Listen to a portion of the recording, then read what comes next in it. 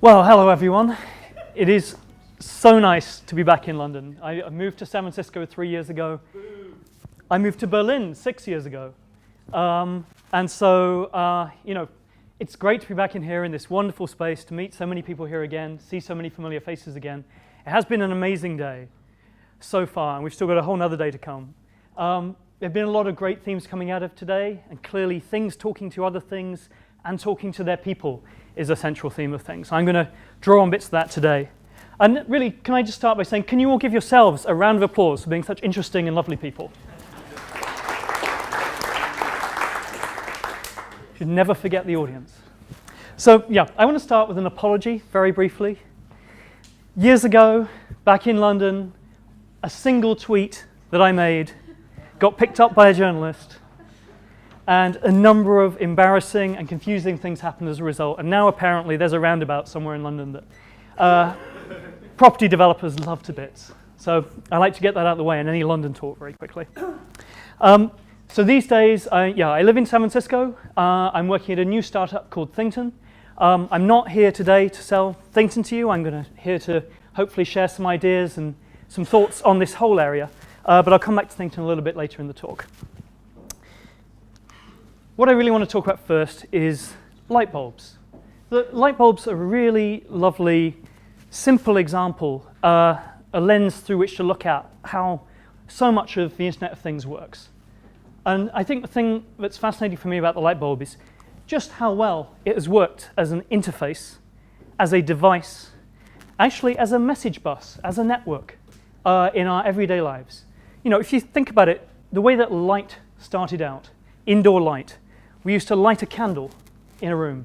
And then over time, the gas networks were connected up across big cities like London. And now light could be put into any room that you like. But still, you went up and you sort of physically ignited a flame. That flame was your light.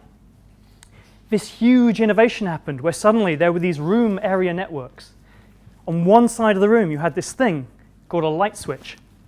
And you could talk to it. You could send it a message with a flick of your hand. And that tiny network in your room would communicate with another device and actuate it. And now you have light in your room. And so light switches are kind of an amazing piece of design. A mechanical light switch embodies messaging, the message between the user and their device. It embodies state. You flick a light switch from down to up, and it won't, it will stay in that state until you send it another message. It sits there communicating with its light bulb, performing the task that you asked it to perform. And it embodies transport. The flow of electrons through the light switch by themselves make the light happen. Physics is being employed as a messaging bus by light switches. So I think this is a wonderful simplification of the massive, massive problem that we're creating for ourselves with the Internet of Things. So what if I move to smart light bulbs? So I have a lot of these in my house. I like Philips Hue light bulbs, but there are many, many, many different vendors of these things. Suddenly, all the little problems that are hidden or collapsed or removed from the network of the light switch are suddenly revealed to us when we separate even further from the light switch to the light bulb. Light switches and light bulbs are never going to have network partitions. They're not subject to the CAP theorem. We don't have to choose between availability and partition tolerance of our living room light switches until we install these things. So there's our light bulb. And let's say now, because I have a smart internet-connected light bulb, I'm going to turn it on and off, from this room in London. Light bulb is in San Francisco.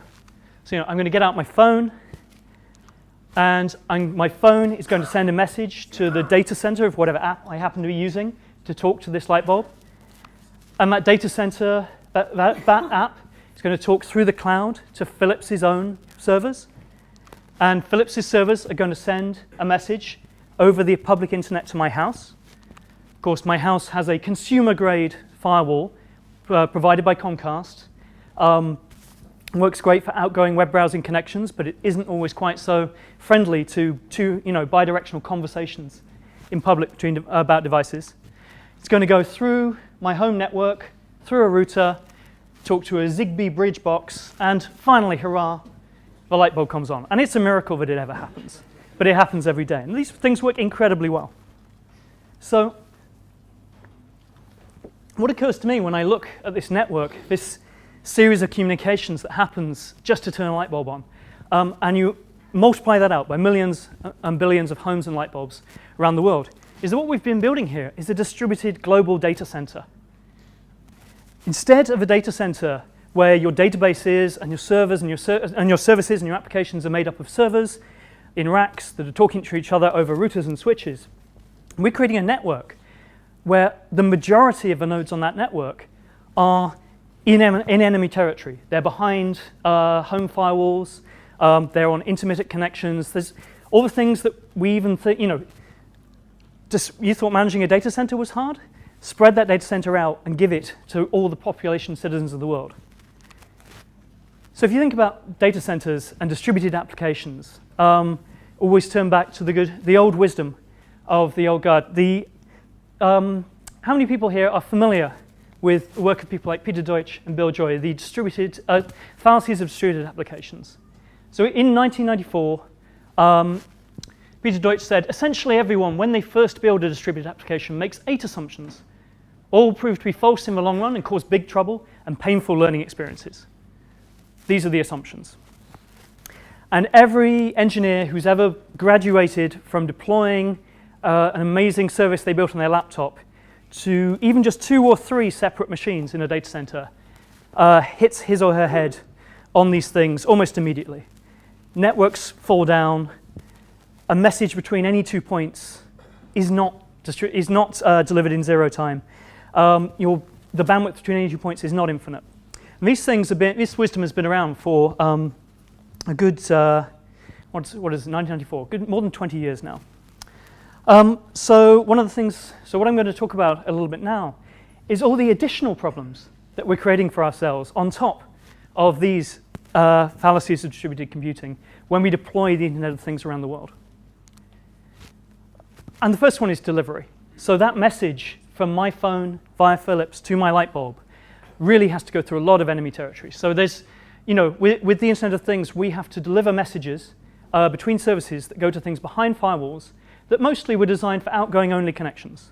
The amazing growth of the Internet has partly been enabled by the fact that we're able to give IP addresses to many, many more things in the world than we have public Internet IP addresses for through NAT, Network Address Translation. So many, many, many devices on the Internet have no public IP address. We can't route to them directly. And so that works great when most of your connections are initiated by a web browser. And once initiated, they can go back and forth. But it doesn't work so well when Philips wants to get a message to their light bulb. So all kinds of architectural problems in trying to get a message through a firewall. Even worse, an awful lot of IoT devices don't even speak TCP/IP, as several speakers have noted today. Protocols out there, whether it's Zigbee, low-energy Bluetooth, any number of proprietary protocols based on actual physical wire connections. So we have a real problem talking to the things we need to talk to. And versus the light bulbs of old and the light switches of old, we've got a real benchmark, a real challenge to meet. The latency of a light switch is really good. It's really, really satisfying instant response to flicking a light switch. And by comparison, we have to get all these messages, all this connection through so many networks. And the internet protocols that we've mostly been using, particularly the ones that we've been using on the web, don't work so well with these situations. Our state is now massively distributed around the world. So, there's an awful lot of work done by a lot of amazing database companies on consistency, eventual or otherwise. But if your user is standing in front of a light bulb, that's the database of record. If the light bulb is on or off, it is absolutely on or off. Your servers may have lost touch with that light bulb. A message may not have been delivered somewhere along the way. But the state of your system can never be centralized. It's never going to be in the middle, just in your own data center, in your own applications. It's distributed throughout all these devices and all these systems and services and APIs made by third-party manufacturers. And it gets worse still. Consensus is almost impossible on a network this widely spread. it's very, very hard to know in any given moment whether a message to turn one of those light bulbs on has actually reached its intended destination. It's very hard to know whether that light bulb was actually plugged into a power source at the time it arrived. It's very hard to know whether that light bulb, someone had flicked the old-fashioned light switch on the wall, turning off the flow of electrons to that light bulb, and meaning that the light bulb never switched on. Your servers and the mobile applications talking to them may well be chugging along still under the assumption of success. And as I said, it's an adversarial environment. How is a device even to know whether to trust an incoming message? So what we find building systems to talk to smart home devices is that so many manufacturers have not opened up any sort of public API or cloud API. They just have an API that works on the local network. And the reason for this at a lot of companies is that their security model in their devices is based on network presence. So for example, I have a number of Belkin Wemo switches in my home. And the model of the Belkin Wemo app is that if you're on my Wi-Fi, you can control my switches, which is not a terrible assumption. It's not a bad start. But further, their model is if you can control your switches, you can control them remotely. And so what happens is I have friends come to stay at my house.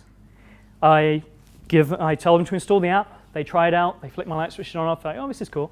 And then my friend goes back to Boston, and I'm sitting watching TV, and suddenly my lights are flicking on and off. And I'm like, okay, which of the 10 people that stayed in my house in the last year is playing with my light switches? So we've got this enormous challenge in like, what is the correct social model for control when control gets distributed beyond the physical boundaries of the home? Again, light switches have a great trust model. If your finger can flick the light switch, it will turn on for you. And generally, we have a set of social conventions around who can flick light switches on and off. You know, works pretty well. How do we translate that into this new world? Location is another tricky one. When we're building applications that are made up of distributed parts in data centers, we're pretty used to the actual data staying where it's told to stay. People do not suddenly get your servers and put them in the back of a truck and move them to a different data center without asking you. On the other hand, you can I might take a light bulb, install it, move it between rooms in my house. I might take a particular Philips Hue light bulb that has a very specific identifier as far as Philips is concerned, and take it and screw it into a socket at my office. And now suddenly, the cloud service has no sense that it's doing exactly the wrong thing when I ask it to turn my light on and off in my living room. And finally, this laundry list of awful, awful headaches of building this world, this power. Not every device is going to be powered up at all times. I think in Yodit's talk, you mentioned someone who turned off their Wi-Fi network every time they left their house. You know, there are any number of devices that rely on a chain of things being true, that the device is plugged in. If a device is battery powered, it has to have been charged recently. So again, our machines in our data centers do lose power, but we tend to have great monitoring for them. We tend to know when the power has disappeared. And so, in a moment of great arrogance, I want to propose my additional list, my fallacies of distributed devices, to build on the fallacies of distributed computing, based on all these, ideas. So, none of these things on this list are always true when you're building a network of distributed things.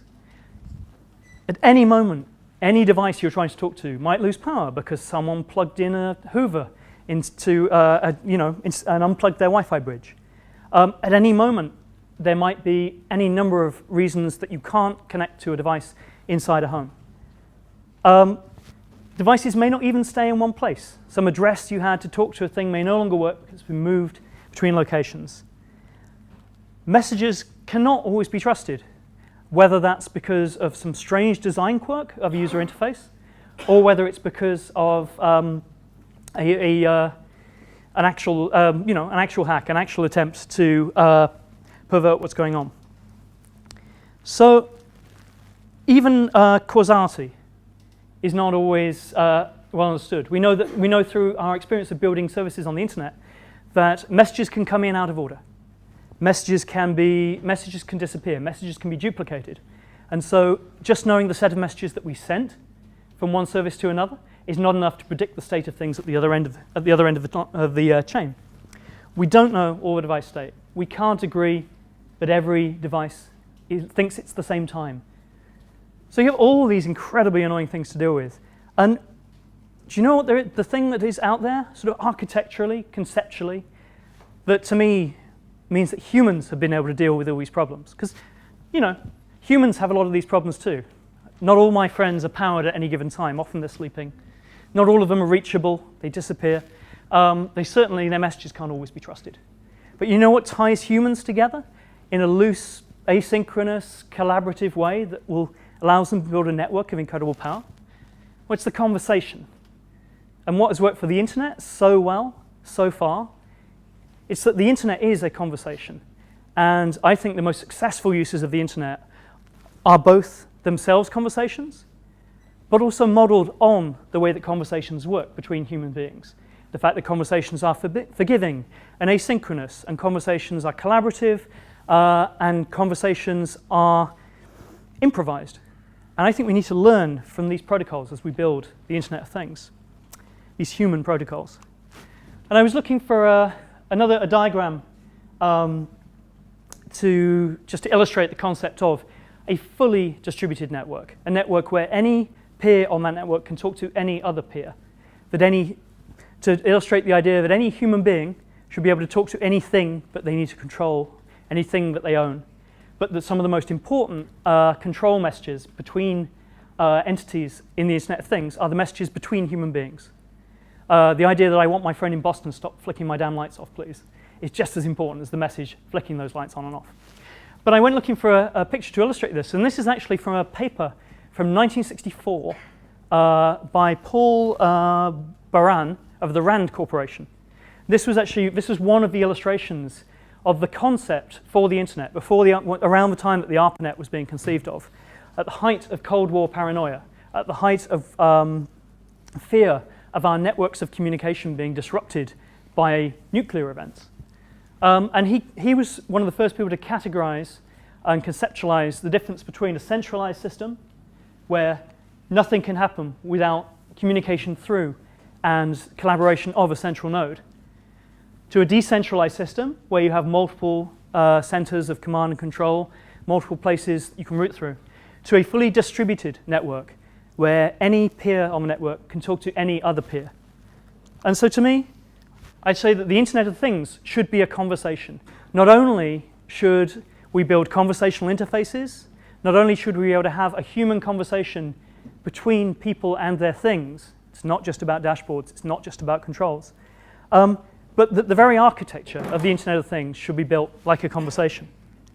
And that's certainly the approach we're taking at ThingTon, and I look forward to telling people a lot more about that in the new year. But thank you very much for your attention.